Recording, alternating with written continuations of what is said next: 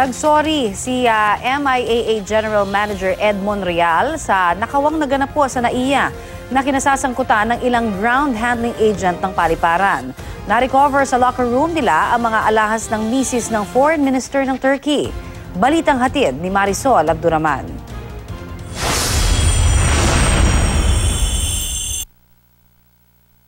Gold bracelet, mga pares ng hikaw at mga singsing.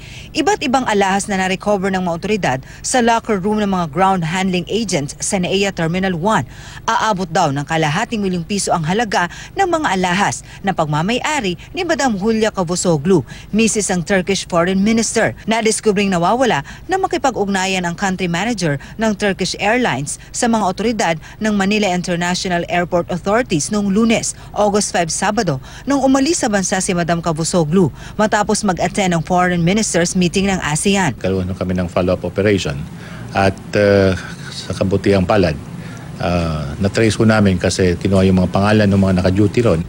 Natagpuan ang mga alahas sa locker ni Yves Ronald Baguion, Wilson Mataganas, John Andrews Racoma at isang nakilala lamang sa pangalang Mr. Alfaro. Hindi empleyado ng MIAA, kundi mga empleyado ng MIA Score ang namamahala sa mga bagahe ng lahat ng mga pasahero sa NAIA. Una raw itinanggi ng mga sangkot ang pagnanakaw. Eventually, inamin na rin nila at tinuro kung saan nakatago yung mga jewelries na kinakuha nila. Alright. Dati na raw nasa watchlist ng Manila International Airport Authorities ang 3 sa 4 na ground handling agent dahil sa mga report din ng pagnanakaw sa mga bagahe. Agad daw iturn over sa country manager ng Turkish Airlines ang mga nabawing alahas. Kasabay nito, humingi ng paumanhin si Monreal. Ako'y nahihiya at nangyari po yan. Ako humihingi ng paumanhin. Sana hindi naman lahat ng ganito nangyayari sa atin. We're trying to come up with, kaya nga kami tuloy-tuloy na nagsusurveillance sa mga tao.